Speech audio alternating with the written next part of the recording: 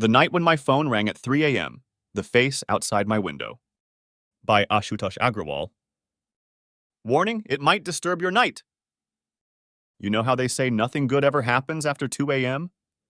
That night, I learned the truth of that statement in the most disturbing way possible. It was just an ordinary Friday night, or at least I thought it would be. I had spent the evening watching some old thriller series and eating some stale popcorn. My eyes were heavy, and honestly, I was more than ready to call it a night. But you know how sometimes sleep just doesn't come, no matter how tired you are. I ended up aimlessly scrolling through social media on my phone until the bright light of the screen made my eyes burn. Finally, around 1:30 a.m., I drifted off to sleep, my phone still in my hand.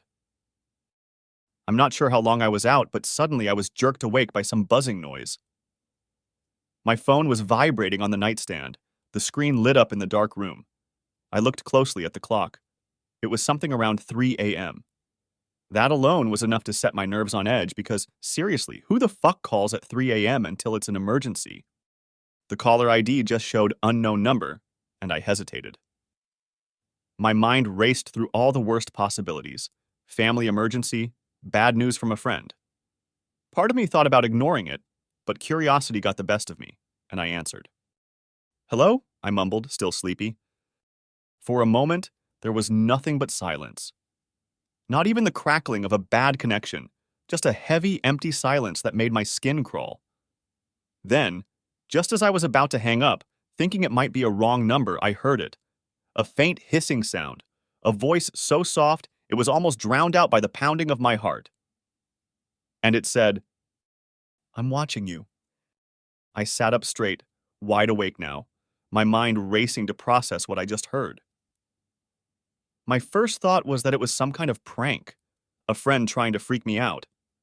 I forced a laugh, though I could hear the shakiness in my voice, and said, "Who is this? Very funny, but seriously, stop messing around." There was a long pause, and then the voice came again, even softer than before, like they were right there in the room with me. And the most deadly thing happens when he says, "Look outside your window." I swear to you, I've never felt terror like that before. I'm not exaggerating when I say I could barely breathe at that moment. I live on the ground floor of my apartment complex, and my curtains were only half closed. Just enough for someone to peek in.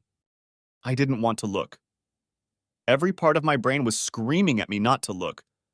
But like in one of those horror movies where the character does exactly what they shouldn't, I slowly turned my head toward the window. And that's when I saw him. I can't simply express what I felt then. If you were there, you might well have been fainted. 1. There was a face, pale as a ghost, pressed right up against the glass, staring directly at me. His eyes were wide, unblinking, and hollow, like he hadn't seen the sun in years. I thought I was hallucinating until he smirked. It wasn't a smile of joy. It was a smile that said he knew exactly how terrified I was, and he was enjoying every second of it. For a split second, I was frozen. I felt like I was trapped in a nightmare, the kind where your legs won't move no matter how hard you try. Then adrenaline kicked in, and I grabbed the heaviest thing I could reach, an old lamp on my bedside table. I hurled it at the window with all my strength, and the glass shattered into 1,000 pieces. The guy stumbled backward, his twisted smile disappearing into the darkness outside. That was my moment to move. I jumped out of bed, sprinted to the front door, and locked every single bolt and chain I had on it. My hands were shaking so badly I could hardly get the locks in place. I dialed 911, my voice trembling as I explained what had happened. The operator told me to stay on the line and keep the doors locked until the police arrived. She asked if I could still see the man outside, but when I looked back through the shattered window, he was gone. Just gone, like he'd never been there at all. The police showed up in about 10 minutes, but it felt like hours. They searched the area and found nothing. No sign of the man, no footprints, nothing to prove he'd even been there. They asked if I had any enemies or knew someone who might want to scare me, but I came up blank. I mean, I live a pretty quiet life. I don't have the kind of enemies who would do something this creepy. One of the officers pulled me aside while his partner took notes. He said, "We get a lot of prank calls, especially around this area, but just to be safe, keep your curtains shut tight and make sure your doors are locked at all times." He gave me that look, the kind that says they don't really believe you but don't want to say it outright. But here's the thing that still sends chills down my spine.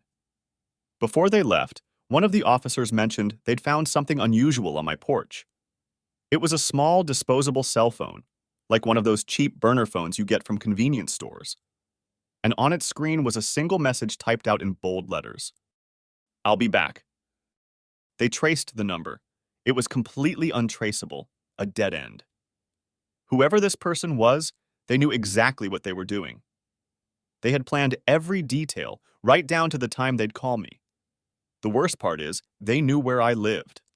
They knew how to get close enough to my window without me noticing until it was too late. It's been years since that night, and I've moved to a different apartment in a different city altogether. I installed cameras, floodlights, and a high-tech security system because I don't think I'll ever really feel safe again. Every time my phone buzzes in the middle of the night, my heart stops. I've blocked unknown numbers, switched my number entirely, but still, the memory of that voice on the other end of the line haunts me. I never found out who he was or why he targeted me. I don't know if it was a random act or if he chose me specifically. But I'll tell you this, I've never left my curtains open at night again, and I'll never forget the look in his eyes, that twisted smile that seemed to say, "This isn't over." Because the truth is, I still feel like he's out there somewhere, waiting, watching,